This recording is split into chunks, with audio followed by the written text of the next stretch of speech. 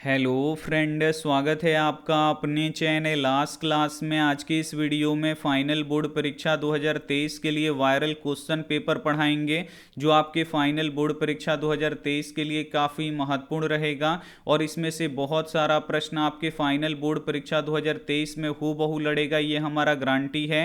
तो एक एक क्वेश्चन इंपॉर्टेंट है और एक एक क्वेश्चन का 100% हम सही आंसर आपको बताएंगे। तो प्लीज़ आप लोग वीडियो को एकदम शुरू से लेकर अंत तक देखिएगा। और इसमें से जो भी प्रश्न आपको याद ना हो तो प्लीज़ आप लोग उसे नोटबुक पे लिख के जरूर याद कर लीजिएगा। और वीडियो को अभी तक आप लाइक नहीं किए हैं तो प्लीज़ आप लोग वीडियो को लाइक कर दीजिएगा। और चैनल को अभी तक आप सब्सक्राइब नहीं किए हैं तो चैनल को सब्सक्राइब करके साथ में बेल आइकन को ऑल पे दबा लीजिएगा, ताकि जब भी लाइव क्लास हो तो आपके पास नोटिफिकेशन पहुंचता रहे। इसमें टोटल 80 ऑब्जेक्टिव क्वेश्चन बताएंगे, जो वायरल ऑब्जेक्टिव क्वेश्चन हैं। और इसमें से बहुत सारा प्रश्न सीधे आपके 2023 बोर्ड परीक्षा में लड़ेगा। तो चलिए शुरू करते हैं।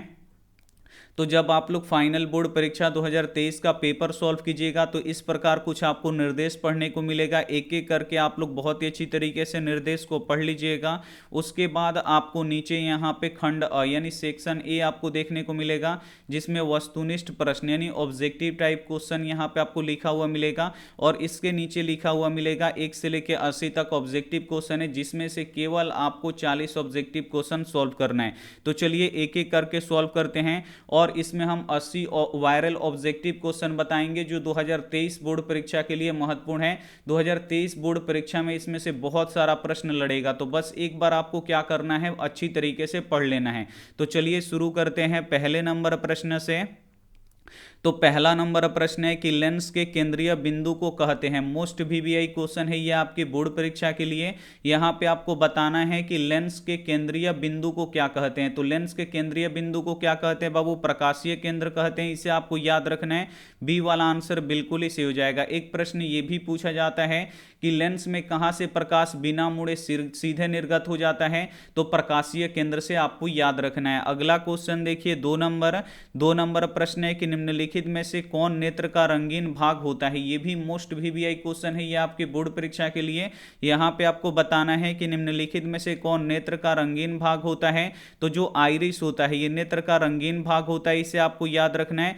यहाँ पे डी वाला आंसर बिल्कुल ही सही हो जाएगा। एक प्रश्न ये भी पूछा जाता है कि किसी वस्तु का प्रतिबिंब कहाँ पे बनता है। तो दृष्टि पटल या रेटिना पर बनता है, इसे आपको याद रखना है। एक प्रश्न ये भी पूछा जाता है कि नेत्रदान में नेत्र का कौन सा भाग दान दिया जाता है।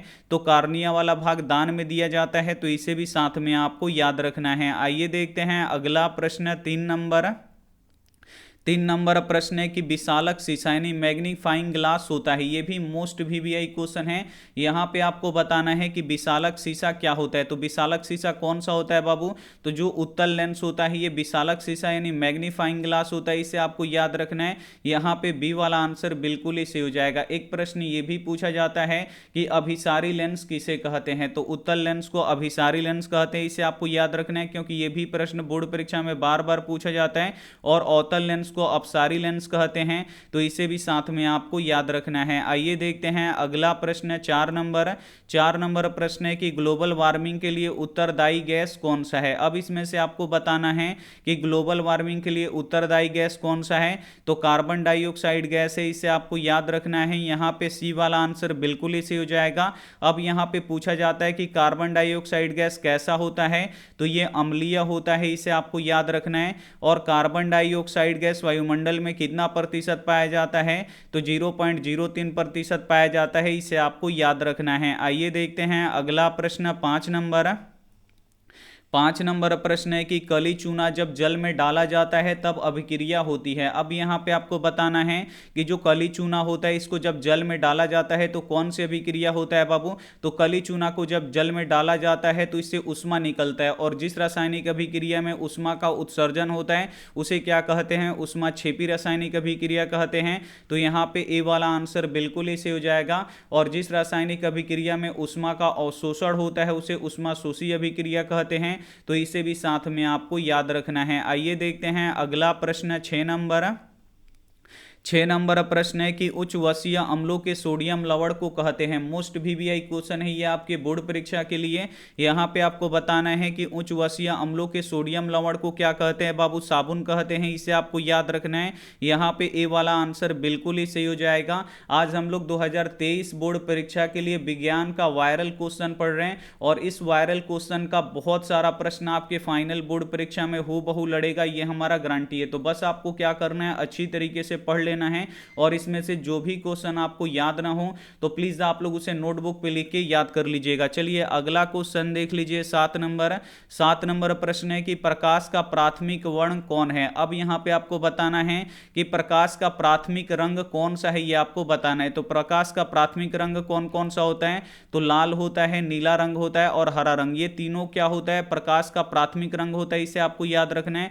डी वाला आंसर बिल्कुल ही सही हो जाएगा। और जो सूर्य का श्वेत प्रकाश होता है ये कितने रंगों से मिलकर बना होता है, ये भी प्रश्न पूछा जाता है। तो सूर्य का श्वेत प्रकाश कितने रंगों से मिलकर बना होता है, तो 7 रंगों से मिलकर बना होता है। तो इसे भी साथ में आपको याद रखना है। आइए देखते हैं अगला प्रश्न 8 नंबर प्रश्न है कि मटर को अपने प्रयोग के लिए किसने चुना। मोस्ट वीवीआई क्वेश्चन है ये आपके बोर्ड परीक्षा के लिए।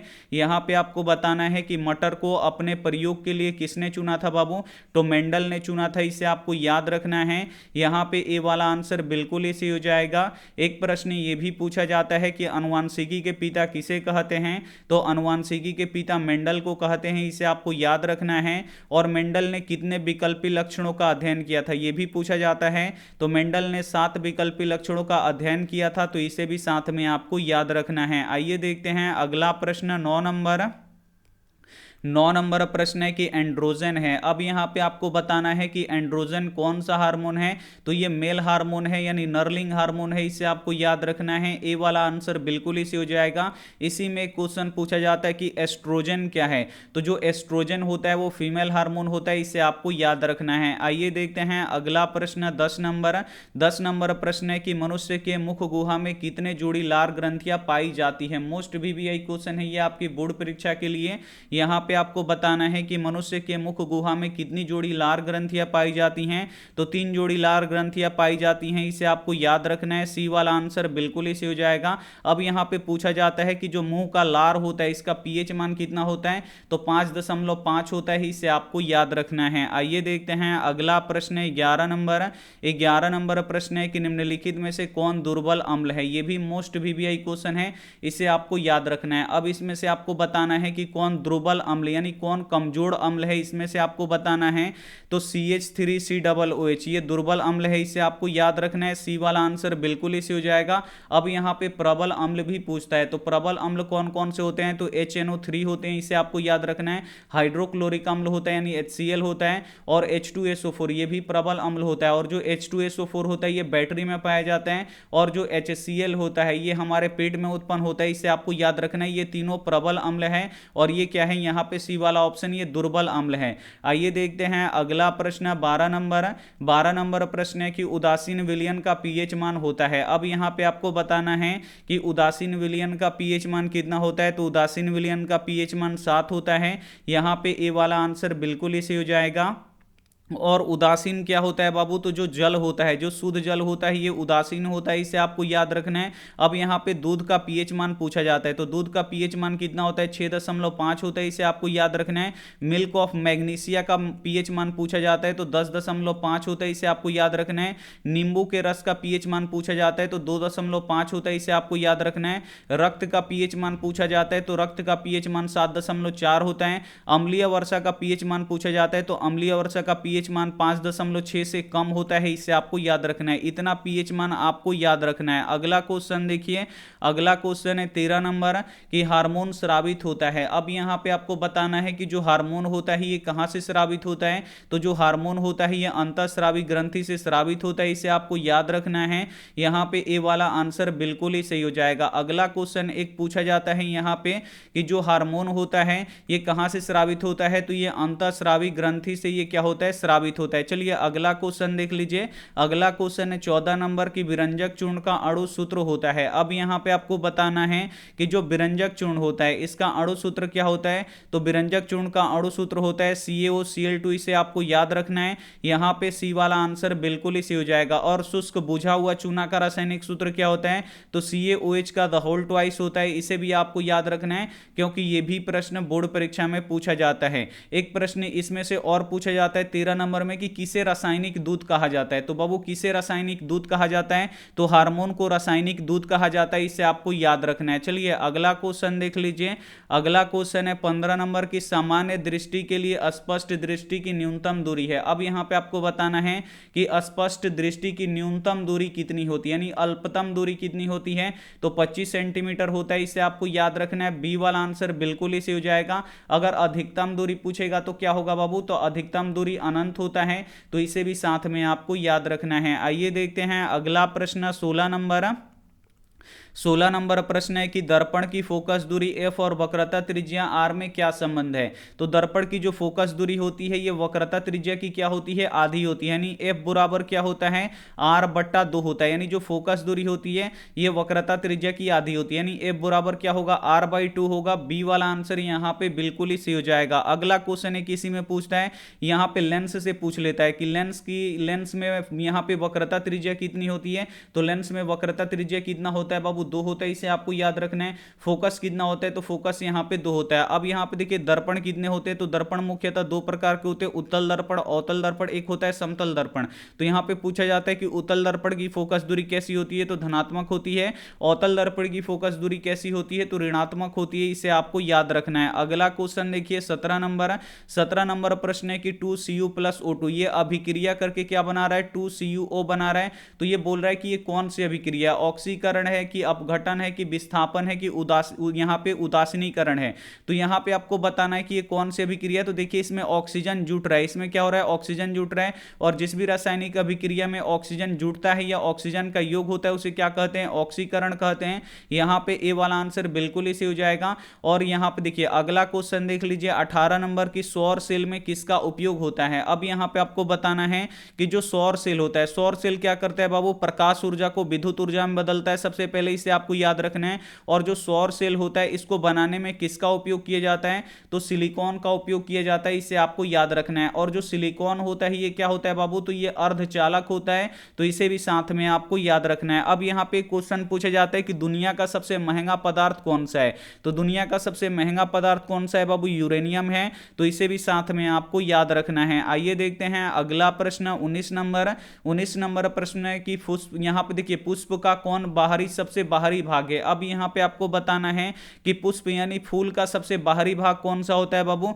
तो बाह्य दलपुंज होता है। इसे आपको याद रखना है। यहाँ पे ए वाला आंसर बिल्कुल ही सही हो जाएगा। अब यहाँ पे क्वेश्चन पूछा जाता है कि एक लिंगी पुष्प का उदाहरण कौन सा है, तो बाबू पपीता है। इसे आपको याद रखना है। और द्विलिंगी पुष्पी पादप का उदाहरण कौन सा है, तो गुलाब है। तो इसे भी साथ में आपको याद रखना है। आइए देखते हैं अगला प्रश्न 20 नंबर प्रश्न है कि हाइड्रा में अलैंगिक जनन की विधि है। अब यहाँ पे आपको बताना है कि हाइड्रा में जो अलैंगिक जनन होता है ये किसके द्वारा होता है, तो मुकुलन के द्वारा होता है। इसे आपको याद रखना है। यहाँ पे ए वाला आंसर बिल्कुल ही सही हो जाएगा। और जो यहाँ पे अमीबा होता है उसमें जनन किसके द्वारा होता है, तो द्विखंडन के द्वारा होता है, यानी विखंडन के द्वारा होता है। तो इसे भी साथ में आपको याद रखना है। आइए देखते हैं अगला प्रश्न 21 नंबर प्रश्न है कि अपमार्जक से बनाए जाते हैं। मोस्ट वीवीआई क्वेश्चन है ये आपके बोर्ड परीक्षा के लिए। और आज हम लोग 2023 बोर्ड परीक्षा के लिए विज्ञान का वायरल क्वेश्चन पढ़ रहे हैं। और ये सभी क्वेश्चन 2023 बोर्ड परीक्षा में हूबहू लड़ेगा। बस आपको क्या करना है, एक बार अच्छी तरीके से इन सभी क्वेश्चन को पढ़ लेना है। और इसमें से याद नहीं है उसे आप लोग याद कर लीजिए, क्योंकि अब बहुत ही कम समय बचा है बाबू। और वायरल क्वेश्चन पेपर आपको पढ़ना काफी जरूरी है। और इस वायरल क्वेश्चन पेपर से बहुत सारा प्रश्न एकदम सीधे आएगा, ये हमारा गारंटी है। तो बस हम पे विश्वास रखिए और इस सभी क्वेश्चन को आप लोग एकदम रट जाइए, घोल के एकदम पी जाइए। यहां पे देखिए अपमार्जक से बनाए जाते हैं। तो अपमार्जक से क्या बनाए जाते हैं, तो सरफ एक्सेल बनाया जाता है, शैम्पू बनाया जाता है, इजी सरफ बनाया जाता है। यानी इनमें से सभी बनाया जाता है। इसे आपको याद रखना है। एक एक क्वेश्चन बाबू इंपॉर्टेंट है। डी वाला आंसर यहां पे बिल्कुल ही सही हो जाएगा। अगला क्वेश्चन देखिए 22 नंबर कि निम्नांकित में से किस धातु को केरोसिन तेल में डुबा के रखते हैं। अब यहां पे आपको बताना है कि किस धातु को हम लोग केरोसिन तेल में डुबा के रखते हैं, तो सोडियम को केरोसिन तेल में डुबा के रखते हैं। बी वाला आंसर बिल्कुल इसी हो जाएगा। अब यहां पे क्वेश्चन पूछा जाता है कि किसको जल में डुबा के रखते हैं, तो जो फास्फोरस होता है उसको हम जल में डुबा के रखते हैं, इसे आपको याद रखना है। अब यहां पे पूछा जाता है कि किस धातु को हम चाकू से काट सकते हैं। ये क्वेश्चन बोर्ड परीक्षा में बहुत बार आता है कि किस धातु को चाकू से काट सकते हैं, तो सोडियम धातु को हम चाकू से काट सकते हैं, इसे आपको याद रखना है। चलिए अगला क्वेश्चन देख लीजिए। अगला क्वेश्चन है 23 नंबर की, किस दर्पण से वस्तु का प्रतिबिंब बड़ा बनता है। अब यहां पे आपको बताना है कि किस दर्पण से वस्तु का बड़ा प्रतिबिंब बनता है। तो जो अवतल दर्पण होता है इसमें आपको याद रखना है बड़ा भी प्रतिबिंब बनता है, छोटा भी प्रतिबिंब बनता है, यानी इसमें दोनों प्रतिबिंब बनता है, बड़ा छोटा दोनों प्रतिबिंब बनता है। समतल दर्पण में एकदम बराबर प्रतिबिंब बनता है, इसे आपको याद रखना है। और उत्तल दर्पण में केवल छोटा प्रतिबिंब बनता है, केवल यहां पे छोटा प्रतिबिंब बनता है, इसे आपको याद रखना है। तो इन तीनों को आपको काफी अच्छी तरीके से याद रखना है। जो अवतल दर्पण होता है इसमें बड़ा छोटा दोनों प्रतिबिंब बनता है, समतल दर्पण में एकदम बराबर प्रतिबिंब बनता है, इसलिए इसका उपयोग हम लोग चेहरा देखने में करते हैं। उत्तल दर्पण में केवल छोटा प्रतिबिंब बनता है। अब अगला क्वेश्चन देखिए, यहां पे 24 नंबर की CO2 यानी कार्बन डाइऑक्साइड है एक। अब यहां पे आपको बताना है कि कार्बन डाइऑक्साइड क्या है, अम्लीय है कि क्षारीय है कि लवण है कि अनिश्चित है। तो जो कार्बन डाइऑक्साइड होता है ये अम्लीय होता है, ए वाला आंसर बिल्कुल इसी हो जाएगा। और जो कार्बन डाइऑक्साइड होता है ये इसका उपयोग कहां पे होता है, कार्बन डाइऑक्साइड का उपयोग कहां पे होता है, तो प्रकाश संश्लेषण में किया जाता है। कार्बन डाइऑक्साइड का उपयोग कहां पे किया जाता है, प्रकाश संश्लेषण में किया जाता है, इससे आपको याद रखना है। अगला क्वेश्चन यहां पे देख लीजिए। अगला क्वेश्चन है 25 नंबर की, ब्रेन हेमरेज का मुख्य कारण है। मोस्ट VVI क्वेश्चन है ये आपके बोर्ड परीक्षा के लिए। यहां पे आपको बताना है कि ब्रेन हेमरेज का मुख्य कारण क्या है, तो हाइपरटेंशन है बाबू। हाइपरटेंशन यानी हाई ब्लड प्रेशर के कारण से होता है ये हाइपरटेंशन। यहां पे सी वाला आंसर क्या हो जाएगा, बिल्कुल ही सही हो जाएगा। आइए देखते हैं अगला प्रश्न 26 नंबर प्रश्न है कि मनुष्य एवं मांसाहारी जीव निम्नलिखित में से किसका पाचन नहीं कर पाते हैं। मोस्ट VVI क्वेश्चन है ये आपके बोर्ड परीक्षा के लिए। यहां पे आपको बताना है कि मनुष्य एवं अन्य मांसाहारी जीव किसका इसमें से पाचन नहीं कर पाते हैं। तो जो सेल्यूलोज होता है इसे आपको याद रखना है, बोर्ड परीक्षा के लिए काफी महत्वपूर्ण है। जो मनुष्य होते हैं या अन्य मांसाहारी जीव होते हैं ये सेल्यूलोज का पाचन नहीं कर पाते हैं। बी वाला आंसर यहां पे बिल्कुल ही सही हो जाएगा। आइए देखते हैं अगला प्रश्न 27 नंबर प्रश्न है कि निम्नांकित में से कौन विद्युत धनात्मक तत्व है। मोस्ट VVI क्वेश्चन है यहां पे आपकी बोर्ड परीक्षा के लिए। यहां पे आपको बताना है कि निम्नांकित में से कौन विद्युत धनात्मक तत्व है। तो जो धातु होते हैं ये विद्युत धनात्मक होते हैं, क्योंकि धातुएं क्या करती हैं, इलेक्ट्रॉन का त्याग करती हैं। तो बस इसमें से आपको धातु देख लेना है। तो धातु बाबू क्या होता है, इसमें सोडियम धातु है और ये क्या हो जाएगा बाबू, विद्युत धनात्मक तत्व होगा, क्योंकि ये इलेक्ट्रॉन का यहां पे त्याग करेगा। सोडियम का परमाणु संख्या कितना होता है, 11 होता है। पहली कक्षा में 2 इलेक्ट्रॉन, दूसरा में 8 और तीसरा में 1। तो जो ये 1 इलेक्ट्रॉन है इसका ये क्या करेगा, त्याग करेगा, यानी दूसरे किसी को दे देगा और ये धनायन का निर्माण करेगा। तो जो धातुएं होती हैं विद्युत धनात्मक होती हैं, तो यहां पे सोडियम हो जाएगा। अगला क्वेश्चन देखिए 28 नंबर मोस्ट VVI क्वेश्चन है कि दाएं हाथ के अंगूठा का नियम का प्रतिपादन किसने किया था। अब यहां पे आपको बताना है कि दाएं हाथ का जो अंगूठा का नियम दिया था ये किसने दिया था। तो किसने दिया था बाबू, मैक्सवेल ने दिया था, इसे आपको याद रखना है। डी वाला आंसर यहां पे बिल्कुल ही सही हो जाएगा। आइए देखते हैं अगला प्रश्न 29 नंबर प्रश्न है कि आंख के रेटिना द्वारा बनाई गई छवि होती है। अब यहां पे आपको बताना है कि आंख के रेटिना पे जो प्रतिबिंब बनती है, यानी जो छवि बनती है वो कैसी बनती है। तो बाबू वास्तविक और उल्टा बनता है। कैसा बनता है, वास्तविक उल्टा और वस्तु से छोटा बनता है, इसे आपको याद रखना है। बी वाला आंसर बिल्कुल इसी जाएगा। और जो वास्तविक प्रतिबिंब होता है ये उल्टा होता है, इसे हम प्रतिबिंब पे ये पर्दे पे उतार सकते हैं। और जो आभासी यानी जो काल्पनिक प्रतिबिंब होता है ये सीधा बनता है। जो आभासी प्रतिबिंब होता है सीधा बनता है और इसे हम पर्दे पे नहीं उतार सकते, इसे आपको याद रखना है। अगला क्वेश्चन देखिए 30 नंबर क्वेश्चन है कि प्रकाश का रंग नीला, यहां पे देखिए आकाश का रंग नीला प्रतीत होता है। अब यहां पे आपको बताना है कि जो आकाश का रंग होता है ये नीला प्रतीत होता है, क्यों आपको बताना है। तो आकाश का रंग नीला क्यों प्रतीत होता है बाबू, तो प्रकाश के प्रकीर्णन के कारण। किसके कारण, तो प्रकाश के प्रकीर्णन के कारण जो आकाश का रंग होता है ये नीला प्रतीत होता है, क्योंकि नीले रंग का प्रकीर्णन आकाश में सबसे अधिक होता है। अगर पूछा जाए कि वायुमंडल में सबसे अधिक किस रंग का प्रकीर्णन होता है, तो नीले रंग का प्रकीर्णन सबसे अधिक होता है, इसे आपको याद रखना है। आइए देखते हैं अगला प्रश्न 31 31 नंबर प्रश्न है कि गंगा एक्शन प्लान कब शुरू हुआ। मोस्ट वीवीआई क्वेश्चन है ये आपके बोर्ड परीक्षा के लिए। यहां पे आपको बताना है कि गंगा एक्शन प्लान कब शुरू हुआ। तो बाबू गंगा एक्शन प्लान कब शुरू हुआ, 1985 में शुरू हुआ। और गंगा एक्शन प्लान क्या है बाबू, तो गंगा को स्वच्छ बनाना है, इसे आपको याद रखना है। यहां पे बी वाला आंसर बिल्कुल इसी हो जाएगा। और भारत की सबसे लंबी नदी अगर आपसे पूछ दें कि भारत की सबसे लंबी नदी कौन सी है, तो भारत की सबसे लंबी नदी कौन सी है, गंगा नदी है, इसे आपको याद रखना है। और बिहार का शोक नदी, ये भी क्वेश्चन पूछा जाता है कि बिहार का शोक नदी किसे कहते हैं, तो कोसी नदी को कहते हैं, तो इसे भी साथ में आपको याद रखना है। चलिए अगला क्वेश्चन देख लीजिए। अगला क्वेश्चन है 32 नंबर की मानव में गर्भ की अवधि कितनी होती है। यहां पे आपको बताना है कि मानव में जो गर्भकाल की अवधि होती है कितने दिन की होती है बाबू, 9 माह का होता है, इसे आपको याद रखना है। कितने माह का होता है, बच्चा 9 माह पेट में रहता है। और इसको अगर दिन में हम लोग कन्वर्ट करेंगे तो 9 गुणे यहां पे एक महीना में 30 दिन, तो 9 3 27, यानी कितना दिन हो जाएगा बाबू, 270 दिन हो जाएगा। कितना दिन हो जाएगा, 270 दिन हो जाएगा। ए वाला आंसर क्या हो जाएगा, बिल्कुल ही से हो जाएगा। अगला क्वेश्चन देख लीजिए। अगला क्वेश्चन है 33 नंबर की कॉपर पायराइट यानी CuFeS2 अयस्क है। यहां पे आपको बताना है कि जो कॉपर पायराइट होता है, जो कॉपर पायराइट होता है ये किसका अयस्क होता है। तो यहां पे कॉपर से साफ पता चल रहा है कि ये किसका अयस्क होगा बाबू, कॉपर यानी तांबा का होगा। तो यहां पे देखिए कॉपर को हिंदी में तांबा बोलते हैं, तो ये तांबा का अयस्क है। यहां पे ए वाला आंसर बिल्कुल ही सही हो जाएगा। अब यहां पे लोहा का अयस्क पूछा जाता है कि लोहा का अयस्क कौन कौन सा होता है, तो हेमेटाइट और मैग्नेटाइट, ये लोहा का अयस्क होता है, इसे आपको याद रखना है। अगला क्वेश्चन देखिए 34 नंबर प्रश्न है कि हीरा एवं ग्रेफाइट है। अब यहां पे आपको बताना है कि जो हीरा एवं ग्रेफाइट होता है ये क्या होता है, समयवी होता है कि समस्थानिक होता है कि धातु होता है कि कार्बन का अपरूप होता है। तो जो बाबू हीरा और ग्रेफाइट है ये क्या होता है, तो ये कार्बन का अपरूप होता है। किसका अपरूप होता है, कार्बन का अपरूप होता है। डी वाला आंसर बिल्कुल इसे हो जाएगा। और जो हीरा होता है ये भी कार्बन का अपरूप होता है और ग्रेफाइट भी कार्बन का अपरूप होता है। लेकिन जो ग्रेफाइट होता है ये अधातु होता है और हीरा भी अधातु होता है। और ग्रेफाइट अधातु होते हुए भी ये विद्युत का सुचालक होता है। और जो हीरा होता है ये अधातु होते हुए भी इसमें धात्विक चमक पाई जाती है, इसे आपको याद रखना है। अब यहां पे क्वेश्चन पूछ देगा कि दुनिया का सबसे कठोर पदार्थ कौन सा है, तो दुनिया का सबसे कठोर पदार्थ कौन सा है, हीरा है, इसे आपको याद रखना है। अगला क्वेश्चन देख लीजिए। अगला क्वेश्चन है कि प्रकाश संश्लेषण के लिए कौन सा पदार्थ की आवश्यकता नहीं होती है। अब यहां पे आपको बताना है कि प्रकाश संश्लेषण की क्रिया में किसका हम प्रयोग नहीं करते हैं, यानी जो हरे पेड़ पौधे होते हैं उसमें प्रकाश संश्लेषण की क्रिया होती है और प्रकाश संश्लेषण की क्रिया में वो किसका प्रयोग नहीं करते हैं। तो बाबू आपको याद रखना है ऑक्सीजन का प्रयोग नहीं करते हैं। यहां पे बी वाला आंसर बिल्कुल इसी हो जाएगा। प्रकाश संश्लेषण की क्रिया में किसका प्रयोग करते हैं, तो कार्बन डाइऑक्साइड का प्रयोग करते हैं, जल का प्रयोग करते हैं, क्लोरोफिल का प्रयोग करते हैं, इसे आपको याद रखना है। अगला क्वेश्चन देखिए 36 नंबर की शरीर में सबसे छोटी रक्त वाहिनी है। अब यहां पे आपको बताना है कि जो शरीर की जो सबसे छोटी रक्त वाहिनी होती है वो कौन सी है, तो शरीर की जो सबसे छोटी रक्त वाहिनी है बाबू वेना कैव है, इसे आपको याद रखना है। कौन है, तो वेना कैव है, इसे आपको याद रखना है। डी वाला आंसर बिल्कुल इसे हो जाएगा। अब यहां पे पूछा जाता है कि धमनी से कैसी रक्त प्रवाहित होती है, तो जो धमनी होती है इसे शुद्ध रक्त प्रवाहित होती है, इसे आपको याद रखना है। और सीरा से अशुद्ध रक्त प्रवाहित होता है,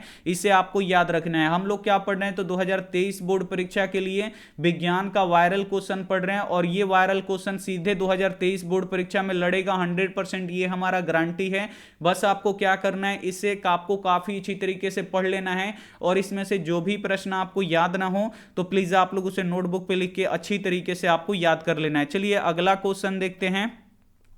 अगला क्वेश्चन यहां पे 37 नंबर की फलों के पकाने के लिए निम्नलिखित में से किसी यहां पे देखिए फलों को पकने के लिए निम्नलिखित में से किससे नियंत्रित किया जाता है, यानी फलों को पकने के लिए किससे पकाया जाता है या फलों को पकने में कौन नियंत्रित करता है, ये आपको बताना है। तो कौन करता है बाबू, एथिलीन करता है, इसे आपको याद रखना है।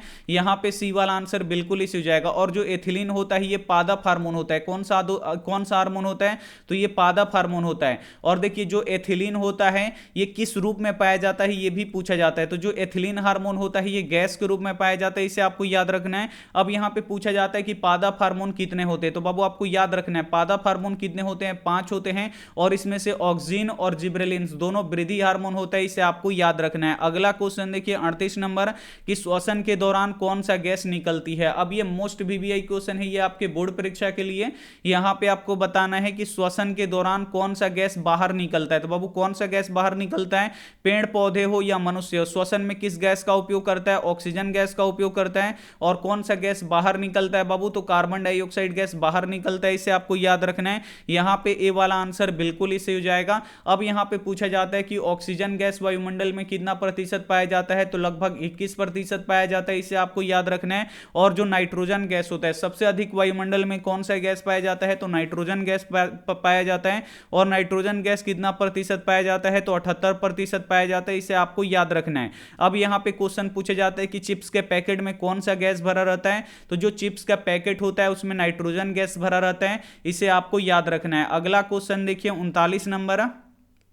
39 नंबर प्रश्न है कि वर्तमान प्राणियों के कुछ संरचनाएं, यहां पर देखिए, कुछ संरचनाएं ऐसी पाई जाती हैं जिनका शरीर में अब कोई उपयोग नहीं रह गया है, ऐसी संरचनाओं को क्या कहते हैं? अब देखिए यहां पे वर्तमान में यानी अभी के प्राणियों के शरीर में कुछ ऐसी संरचनाएं पाई जाती हैं जो उनके शरीर में कोई भी उपयोग नहीं है, उस अंग का, उस यहां पे अंग का, उस संरचना का कोई भी हमारे शरीर में उसका उपयोग नहीं है। तो ऐसे अंगों को क्या कहते हैं बाबू? अवशेषी अंग कहते हैं। और अवशेषी अंग मानव में क्या होता है बाबू? जो नाखून होता है, बाल होता है, ये अवशेषी अंग होता है। और हमारे पाचन तंत्र में एक पाया जाता है अपेंडिक्स, वो भी क्या होता है? अवशेषी अंग होता है। इनका काम हमारे शरीर में कुछ भी नहीं है, लेकिन ये हमारे शरीर में होते हैं। अगला क्वेश्चन देखिए 40 नंबर कि सीएफसी है। अब यहां पे आपको बताना है कि सीएफसी का पूरा नाम क्या होता है? तो सीएफसी का पूरा नाम क्लोरोफ्लोरोकार्बन होता है, इसे आपको याद रखना है। यहां पे ए वाला आंसर बिल्कुल इसी हो जाएगा। और क्लोरोफ्लोरोकार्बन क्या करता है? तो जो क्लोरोफ्लोरोकार्बन होता है, ये जो ओजोन परत होता है,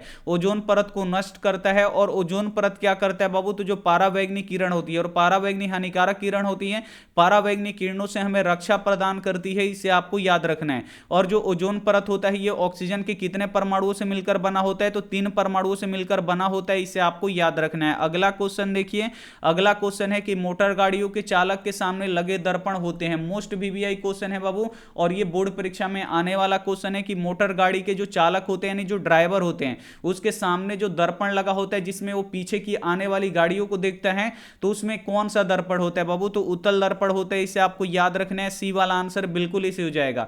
इसी में एक और क्वेश्चन पूछा जाता है कि जो मोटर गाड़ी का हेडलाइट होता है, जिसमें रात की जगह, रात के समय क्या होता है, उसको जला के आगे देखा जाता है और 2 हेडलाइट यहां पे पीछे होता है। तो अब यहां पे पूछा जाता है कि जो मोटर गाड़ी का हेडलाइट यानी अग्रदीप होता है और जो बैक लाइट होता है यानी जो पीछे वाला लाइट होता है, उसमें किस दर्पण का प्रयोग किया जाता है? तो अवतल दर्पण का प्रयोग किया जाता है। तो ये दोनों ही क्वेश्चन आपको याद रखना है, दोनों ही क्वेश्चन बोर्ड परीक्षा के लिए काफी महत्वपूर्ण है। अगला क्वेश्चन देखिए 42 नंबर कि प्लास्टर ऑफ पेरिस का जमने का कारण है। अब यहां पे आपको बताना है कि प्लास्टर ऑफ पेरिस किसके कारण से जमता है? तो प्लास्टर ऑफ पेरिस जलासन के कारण से जमता है। जब उसमें प्लास्टर ऑफ पेरिस में जब आप लोग जल मिलाइएगा तो जमना शुरू हो जाएगा, यानी यहां पे डी वाला आंसर क्या हो जाएगा? बिल्कुल इसे हो जाएगा। और प्लास्टर ऑफ पेरिस का उपयोग हम लोग कहां पे करते हैं? तो प्लास्टर ऑफ पेरिस का उपयोग टूटी फूटी हड्डियों को जोड़ने में करते हैं, इसे आपको याद रखना है। अगला क्वेश्चन देखिए 43 नंबर। 43 नंबर प्रश्न है कि मानव वृक्क किस प्रणाली का एक हिस्सा है? अब यहां पे आपको बताना है कि जो मानव वृक्क होता है ये किस प्रणाली का एक हिस्सा है? तो जो मानव वृक्क है ये उत्सर्जन प्रणाली का एक हिस्सा है, इसे आपको याद रखना है। यहां पे सी वाला आंसर क्या हो जाएगा? बिल्कुल इसे हो जाएगा। और शरीर का उत्सर्जी पदार्थ पूछता है कि शरीर का उत्सर्जी पदार्थ क्या होता है? तो शरीर का उत्सर्जी पदार्थ यूरिया होता है, इसे आपको याद रखना है। अगला क्वेश्चन देखिए 44 नंबर। 44 नंबर प्रश्न है कि श्वसन के अध्ययन के लिए उपयोग किए जाने वाला बीज है। मोस्ट वीवीआई क्वेश्चन है। अब आपको अगर श्वसन के बारे में अध्ययन करना है तो उसके लिए आप कैसी बीज का उपयोग करेंगे, इसे आपको याद रखना है। तो कैसी बीज का उपयोग करेंगे? तो अंकुरित बीज का उपयोग करेंगे, इसे आपको याद रखना है। बी वाला आंसर यहां पे बिल्कुल ही सही हो जाएगा। अगला क्वेश्चन देखिए 45 नंबर। 45 नंबर प्रश्न है कि कौन सा अजैव निम्नकरणीय कचरा है? अब इसमें से आपको बताना है कि कौन अजैव निम्नकरणीय कचरा है, यानी अजैव निम्नकरणीय का मतलब क्या हुआ बाबू? जो कभी सड़ता गलता नहीं है। तो इसमें से कौन कभी सड़ेगा गलेगा नहीं? तो जो प्लास्टिक होगा ये कभी भी सड़ेगा गलेगा नहीं, यहां पे सी वाला आंसर बिल्कुल ही सही हो जाएगा। और जो टिश्यू पेपर होते हैं, केले के छिलके होते हैं, ये कुछ समय बाद क्या हो जाते हैं? यहां पे सड़ गल जाते हैं। तो ये सड़ गल जाते हैं, तो जो सड़ गल जाएगा वो जैव निम्नकरणीय होगा, और जो कभी सड़ता गलता नहीं है वो अजैव निम्नकरणीय हो जाएगा, प्लास्टिक हो जाएगा। अगला क्वेश्चन देखिए 46 नंबर कि निकट दृष्टि दोष का निवारण किस लेंस से होता है? अब यहां पे आपको बताना है कि अगर किसी व्यक्ति को निकट दृष्टि दोष हो गया है तो उसको ठीक हम किस लेंस को लगा के करेंगे, तो अवतल लेंस को लगा के करेंगे, इसे आपको याद रखना है। यहां पे बी वाला आंसर बिल्कुल इसी हो जाएगा। और दूरदृष्टि दोष को ठीक किस लेंस के द्वारा किया जाता है, तो उत्तल लेंस को लगा के किया जाता है, इसे आपको याद रखना है। अगला क्वेश्चन देख लीजिए। अगला क्वेश्चन है 47 नंबर की, स्पेक्ट्रम में किस रंग की किरण का झुकाव अधिक होता है। तो स्पेक्ट्रम में किस रंग की किरण का झुकाव अधिक होता है, तो बैगनी रंग की किरण का झुकाव अधिक होता है, सी वाला आंसर बिल्कुल इसी हो जाएगा। और किस रंग की किरण का झुकाव कम होता है, तो लाल रंग की किरण का झुकाव कम होता है, इसे आपको याद रखना है। अगर तरंग दैर्ध्य की बात की जाए तो जो बाबू तरंग दैर्ध्य होता है वो तरंग दैर्ध्य किसका अधिक होता है, तो लाल रंग का तरंग दैर्ध्य अधिक होता है, और बैगनी रंग का जो तरंग दैर्ध्य होता है वो कम होता है, इसे आपको याद रखना है। अगला क्वेश्चन देखिए, प्रकाश के किस रंग का प्रकीर्णन सबसे कम होता है। मोस्ट वीवीआई क्वेश्चन है ये आपके बोर्ड परीक्षा के लिए, और इस क्वेश्चन में बच्चे यहां पे बैगनी आंसर लगा देते हैं कि इसका आंसर क्या हो जाएगा, बैगनी हो जाएगा। यहां पे आपको बताना है कि प्रकाश के किस रंग का प्रकीर्णन सबसे कम होता है, तो प्रकाश के किस रंग का प्रकीर्णन सबसे कम होता है, तो लाल रंग का प्रकीर्णन सबसे कम होता है, इसे आपको याद रखना है। यहां पे डी वाला आंसर क्या हो जाएगा, बिल्कुल इसे हो जाएगा। यहां पे लाल रंग का प्रकीर्णन कम होता है। लाल रंग का प्रकीर्णन क्यों कम होता है बाबू, क्योंकि लाल रंग का तरंग दैर्ध्य सबसे अधिक होता है, और जिस रंग का तरंग दैर्ध्य जितना ही अधिक होगा उसका प्रकीर्णन सबसे कम होगा, यानी वो कब सबसे कम फैलेगा। अगला क्वेश्चन देखिए 49 नंबर क्वेश्चन है कि इथाइल एल्कोहल का अणु सूत्र है। अब यहां पे आपको बताना है इथाइल एल्कोहल। अब यहां पे पूछा जाता है कि पीने वाला एल्कोहल क्या होता है, तो पीने वाले एल्कोहल को ही इथाइल एल्कोहल कहते हैं, जिससे शराब बनता है। अब यहां पे आपको बताना है कि जो इथाइल एल्कोहल होता है इसका अणु सूत्र क्या होता है, तो C2H5OH होता है, इसे आपको याद रखना है। और ये दारू होता है, यानी जो पीने वाला एल्कोहल होता है यही होता है C2H5OH। अगला क्वेश्चन देखिए, अगला क्वेश्चन है कि क्रायोलाइट अयस्क है। अब यहां पे आपको बताना है कि जो क्रायोलाइट है ये किसका अयस्क है, तो बाबू क्रायोलाइट किसका अयस्क है, बाबू एल्यूमिनियम का अयस्क है, इसे आपको याद रखना है। डी वाला आंसर बिल्कुल इसे हो जाएगा। अब यहां पे एक क्वेश्चन और पूछा जाता है कि बॉक्साइड किसका अयस्क है, तो इसे भी आपको याद रखना है। बाबू बॉक्साइड किसका अयस्क है, तो जो बॉक्साइड होता है ये भी एल्यूमिनियम का अयस्क होता है, इसे आपको याद रखना है। और ये भी क्वेश्चन काफी महत्वपूर्ण है कि क्रायोलाइट किसका अयस्क है, इसे आप लोग याद रखिएगा, ये क्वेश्चन आने वाला है। अगला क्वेश्चन देखिए, अगला क्वेश्चन है 51 नंबर की, इंद्रधनुष का भीतरी हिस्सा किस रंग का होता है। अब यहां पे बताना है आपको कि जो इंद्रधनुष निकलता है इसका जो भीतरी वाला रंग होता है ये कौन सा होता है, ये आपको बताना है। तो बाबू भीतर का रंग कौन सा होता है, बैगनी रंग का होता है। और सबसे बाहरी कौन सा रंग होता है, तो लाल रंग होता है, इसे आपको याद रखना है। तो भीतरी पूछ रहा है तो भीतरी बैगनी हो जाएगा, और बाहरी कौन सा रंग हो जाएगा, लाल हो जाएगा, इसे आपको याद रखना है। अब यहां पे पूछता है कि इंद्रधनुष किस दिशा में बनता है, तो जो इंद्रधनुष होता है ये हमेशा सूर्य के विपरीत दिशा में बनता है, इसे आपको याद रखना है। और इंद्रधनुष किस कारण से बनता है, तो प्रकाश के अपवर्तन के कारण से, यानी प्रकाश के वर्ण विक्षेपण के कारण से बनता है, इसे आपको याद रखना है। अगला क्वेश्चन देखिए 52 नंबर कि तरंग दैर्ध्य को सामान्यतः व्यक्त किया जाता है। अब यहां पे आपको बताना है कि जो तरंग दैर्ध्य होता है इसको सामान्यतः किस में व्यक्त किया जाता है, तो तरंग दैर्ध्य को किस में व्यक्त किया जाता है बाबू, तो तरंग दैर्ध्य को एंगस्ट्रॉम में व्यक्त किया जाता है, इसे आपको याद रखना है। डी वाला आंसर बिल्कुल इसी हो जाएगा। अब यहां पे पूछा जाता है कि एक एंगस्ट्रॉम कितने मीटर के बराबर होता है बाबू, तो एक एंगस्ट्रॉम कितने मीटर के बराबर होता है, तो 10 के पावर -10 मीटर के बराबर होता है, इसे आपको याद रखना है। बोर्ड परीक्षा के लिए काफी महत्वपूर्ण क्वेश्चन है। अगला क्वेश्चन देख लीजिए, अगला क्वेश्चन है यहां पे 53 नंबर की, पानी से भरी बाल्टी की गहराई कम दिखाई देती है, इसका कारण है। जब पानी से भरी हुई बाल्टी में जब आप लोग देखिएगा तो इसका पेंदी लगेगा ऐसे ऊपर उठा हुआ है, यानी बहुत ही कम पानी है, ये आपको ऐसा प्रतीत होता है। तो ये किसके कारण से होता है बाबू, तो ये प्रकाश के अपवर्तन के कारण से होता है, इसे आपको याद रखना है।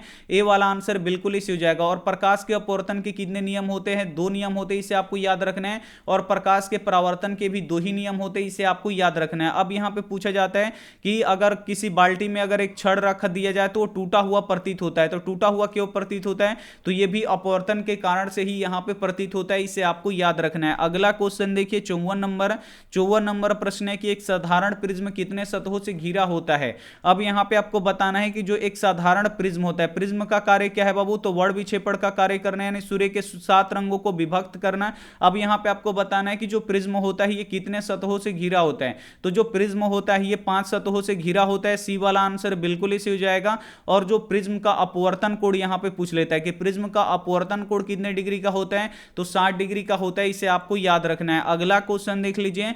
अगला क्वेश्चन है कि सीएनजी का मुख्य घटक है। अब यहां पे आपको बताना है कि सीएनजी का मुख्य घटक क्या होता है, तो सीएनजी का मुख्य घटक बाबू यहां पे मीथेन गैस होता है, इसे आपको याद रखना है। बी वाला आंसर बिल्कुल इसे हो जाएगा।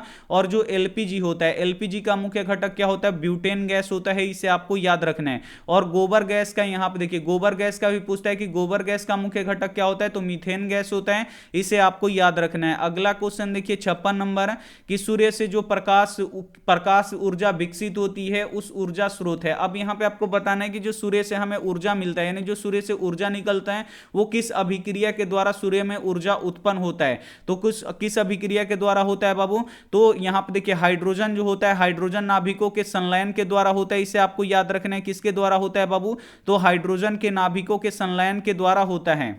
सी वाला आंसर यहां पे क्या हो जाएगा, बिल्कुल ही सही हो जाएगा। अगला क्वेश्चन देख लीजिए। अगला क्वेश्चन है यहां पे 57 नंबर के निम्नलिखित में से कौन अम्ल है। अब इसमें से आपको पहचानना है कि कौन अम्ल है, तो यहां पे देखिए जो HCl है बाबू, ये क्या है, अम्ल है, इसे आपको याद रखना है। डी वाला आंसर बिल्कुल ही सही हो जाएगा।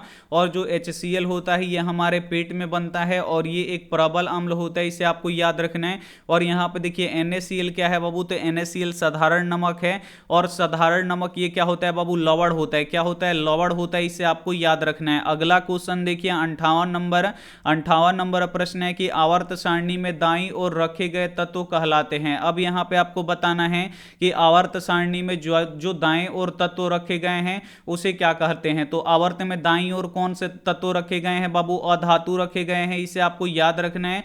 यहां पे बी वाला आंसर बिल्कुल ही सही हो जाएगा। और बाईं ओर कौन से तत्व रखे गए हैं, आपको याद रखना है, बाईं ओर धातु रखे गए हैं, इसे आपको याद रखना है। अगला क्वेश्चन यहां पे देख लीजिए। अगला क्वेश्चन यहां पे 59 नंबर की साबुन है। मोस्ट VVI क्वेश्चन है ये आपके बोर्ड परीक्षा के लिए। यहां पे आपको बताना है कि साबुन क्या है, तो साबुन क्या है बाबू, सोडियम एसीटेट है, इसे आपको याद रखना है। यहां पे देखिए साबुन क्या है बाबू, तो सोडियम एसीटेट है, इसे आपको याद रखना है। यहां पे सी वाला आंसर क्या हो जाएगा, यहां पे बिल्कुल ही सही हो जाएगा। अगला क्वेश्चन देख लीजिए। अगला क्वेश्चन है 60 नंबर कि जब प्रकाश की किरण हवा से कांच में प्रवेश करती है तो मुड़ जाती है। अब यहां पे आपको बताना है कि जब प्रकाश की किरणें हवा, मान लीजिए कि ये क्या है बाबू, ये हवा है और ये कांच है, तो बाबू हवा क्या है बाबू, ये विरल माध्यम है और कांच क्या है, ये सघन माध्यम है। तो जब प्रकाश की किरणें विरल माध्यम से सघन माध्यम में प्रवेश करती हैं तो ये अभिलंब की तरफ क्या हो जाती है, मुड़ जाती है। तो ये क्या हो जाएगी, अभिलंब के निकट जाएगी, यानी अभिलंब की तरफ मुड़ जाएगी, इसे आपको याद रखना है। बी वाला आंसर बिल्कुल ही सही हो जाएगा। और उसी प्रकार से सघन माध्यम से जब विरल माध्यम में जाती है तो अभिलंब से दूर हटती है, इसे आपको याद रखना है। अब यहां पे पूछा जाता है कि माध्यम कितने प्रकार के होते हैं, तो माध्यम बाबू आपको याद रखना है 2 प्रकार के होते हैं। पहला होता है सघन माध्यम और दूसरा होता है विरल माध्यम, तो इसे भी साथ में आपको याद रखना है। अगला क्वेश्चन देखिए 61 नंबर यहां पे प्रश्न है कि डायनेमो से कैसी धारा प्राप्त होती है। अब यहां पे आपको बताना है कि जो डायनेमो होता है इससे कैसी धारा प्राप्त होती है, तो प्रत्यावर्ती धारा और दिष्ट धारा दोनों धाराएं प्राप्त होती हैं, इसे आपको याद रखना है। यहां पे सी वाला आंसर बिल्कुल ही सही हो जाएगा। अगला क्वेश्चन देखिए 62 नंबर प्रश्न है कि किस दर्पण का दृष्टि क्षेत्र बहुत बड़ा होता है। मोस्ट VVI क्वेश्चन है ये आपके बोर्ड परीक्षा के लिए।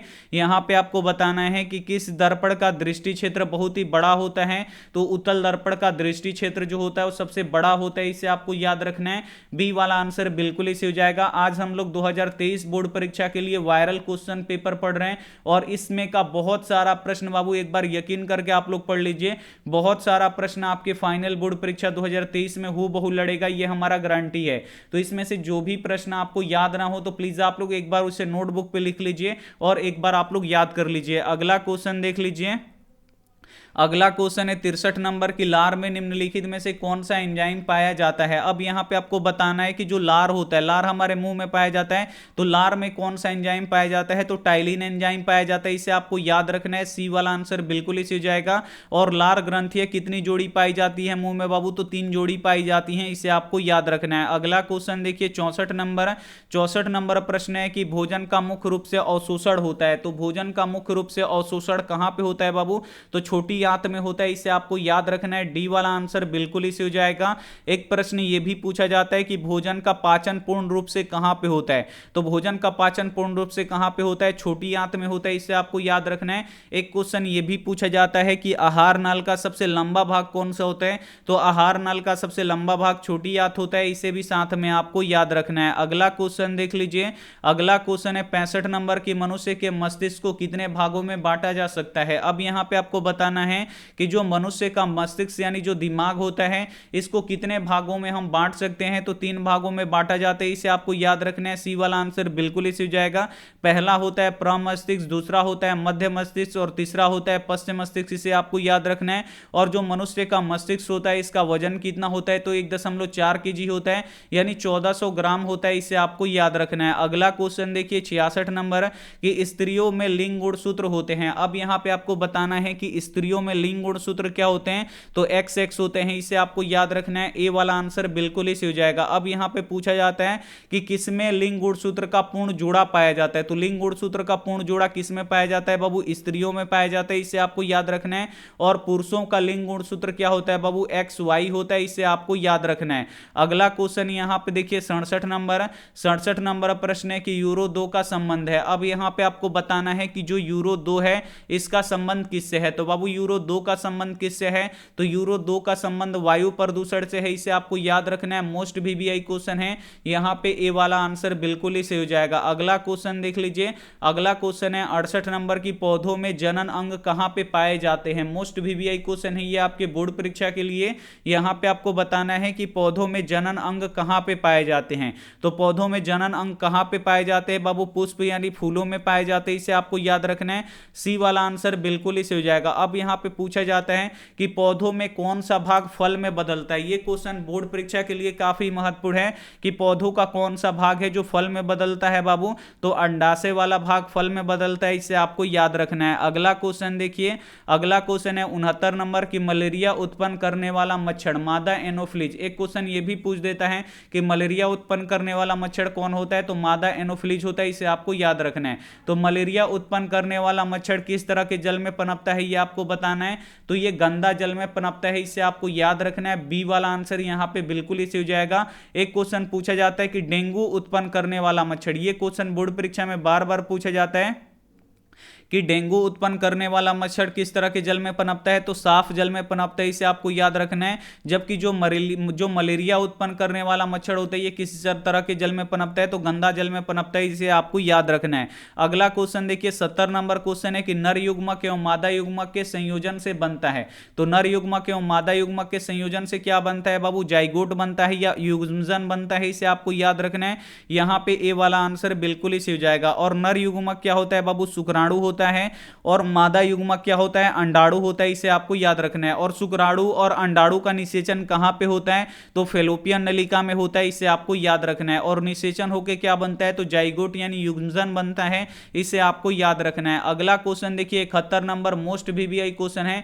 यहां पे आपको बताना है कि किसमें बाह्य निषेचन होता है। अब यहां पे आपको बताना है कि किसमें बाह्य निषेचन यानी बाहरी निषेचन किसमें होता है, तो मेढक में होता है, इसे आपको याद रखना है। यहां पे सी वाला आंसर बिल्कुल ही सही हो जाएगा। अगला क्वेश्चन देखिए 72 नंबर प्रश्न है कि हजामत बनाने के लिए व्यवहार किया जाता है। अब यहां पे आपको बताना है कि हजामत बनाने के लिए हम किस दर्पण का व्यवहार करते हैं, तो हजामत बनाने के लिए हम किस दर्पण का प्रयोग करते हैं, तो अवतल दर्पण का प्रयोग करते हैं, इसे आपको याद रखना है। यहां पे बी वाला आंसर बिल्कुल ही सही हो जाएगा। अगला क्वेश्चन देख लीजिए।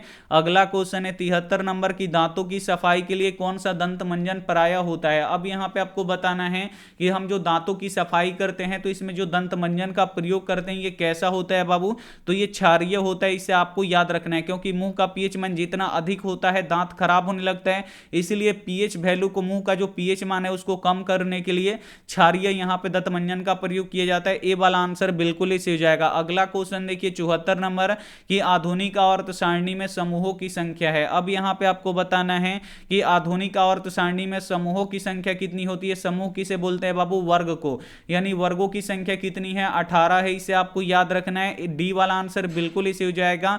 और आवर्तों की संख्या कितनी होती है, तो आवर्त कितने होते हैं बाबू 7 है, इसे आपको याद रखना है। अब यहां पे आपको बताना है कि आधुनिक आवर्त सारणी का निर्माण किसने किया, तो मोसले ने किया, इसे आपको याद रखना है। और मोसले ने तत्वों को किस आधार पर रखा था बाबू, तो मोसले ने तत्वों को किस आधार पर रखा है, तो परमाणु संख्या के आधार पर रखा है, इसे आपको याद रखना है। अगला क्वेश्चन देख लीजिए, अगला क्वेश्चन है 75 नंबर की, मैग्नीशियम पाया जाता है, मोस्ट वीवीआई क्वेश्चन है। अब यहां पे आपको बताना है कि मैग्नीशियम किसमें पाया जाता है, तो जो मैग्नीशियम होता है ये क्लोरोफिल में पाया जाता है, इसे आपको याद रखना है। ए वाला आंसर बिल्कुल इसी हो जाएगा। क्लोरोफिल को हरित लवक भी कहते हैं और इसी क्लोरोफिल के कारण जो पेड़ पौधों की पत्तियां होती हैं वो हरी दिखाई देती हैं, इसे आपको याद रखना है। और जो रक्त होता है ये लाल दिखाई देता है, तो रक्त लाल किसके कारण से दिखाई देता है, तो ये हीमोग्लोबिन के कारण से दिखाई देता है, तो इसे भी साथ में आपको याद रखना है। अगला क्वेश्चन देखिए 76 नंबर प्रश्न है कि वृक्क की रचनात्मक एवं क्रियात्मक इकाई को क्या कहते हैं। अब यहां पे आपको बताना है कि वृक्क की रचनात्मक एवं क्रियात्मक इकाई को क्या कहते हैं, तो न्यूरॉन कहते हैं, इसे आपको याद रखना है। सी वाला आंसर यहां पे सॉरी नेफ्रोम कहते हैं, क्या कहते हैं बाबू, नेफ्रॉन कहते हैं, इसे आपको याद रखना है। वृक्क के रचनात्मक एवं क्रियात्मक इकाई को नेफ्रॉन कहते हैं, डी वाला आंसर बिल्कुल इसे हो जाएगा। और तंत्रिका तंत्र की जो रचनात्मक एवं क्रियात्मक इकाई होती है उसे न्यूरॉन कहते हैं, इसे आपको याद रखना है। दोनों ही क्वेश्चन आपको याद रखना है। वृक्क की रचनात्मक एवं क्रियात्मक इकाई को नेफ्रॉन कहते हैं और तंत्रिका तंत्र की रचनात्मक एवं क्रियात्मक इकाई को न्यूरॉन कहते हैं।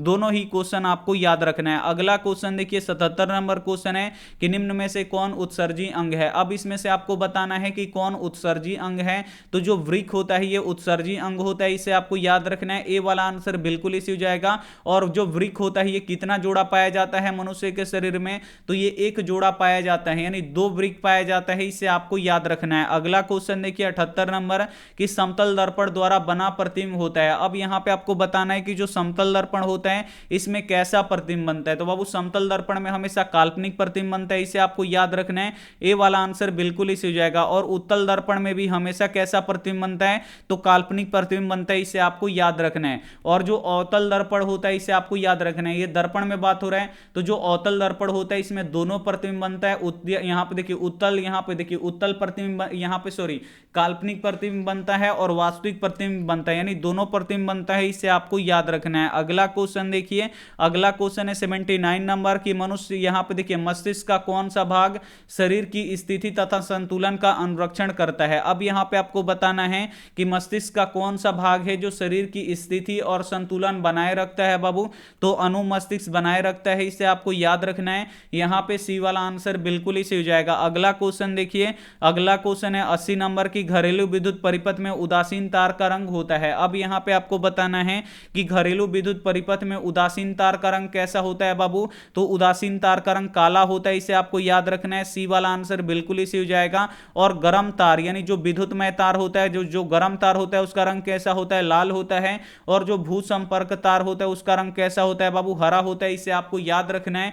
यहां पे आज हम लोग 2023 बोर्ड परीक्षा के लिए विज्ञान का वायरल क्वेश्चन पेपर पढ़े हैं और इस वायरल क्वेश्चन पेपर का बहुत सारा प्रश्न आपके फाइनल बोर्ड परीक्षा 2023 में आएगा, ये हमारा गारंटी है बाबू। अगर आप लोग नहीं पढ़े हैं तो जल्दी से इसे आप लोग काफी अच्छी तरीके से पढ़ लीजिए और इसमें से जो भी क्वेश्चन अगर आपको याद ना हो तो प्लीज आप लोग उसे नोटबुक पे लिख के जरूर याद कर लीजिए, क्योंकि यही सब प्रश्न फाइनल बोर्ड परीक्षा में आने वाला है। तो वायरल क्वेश्चन पेपर से बहुत सारा क्वेश्चन लड़ेगा, तो जल्दी जल्दी आप लोग इसे नोट कीजिए और इसमें से जो भी क्वेश्चन आपको याद नहीं है याद कर लीजिए। और एक आपसे रिक्वेस्ट करेंगे, वीडियो को आप लोग लाइक नहीं किए तो लाइक कीजिए, अपने दोस्तों के पास इस वीडियो को ज्यादा से ज्यादा शेयर कीजिए। और हम व्हाट्सएप में कुछ दिनों तक यहां पे लिंक नहीं भेज पाएंगे, क्योंकि जो हमारा व्हाट्सएप है वो बैन हो चुका है, जो हमारा व्हाट्सएप है वो बैन हो चुका है और बच्चों को कुछ दिन तक हम नहीं जोड़ पाएंगे।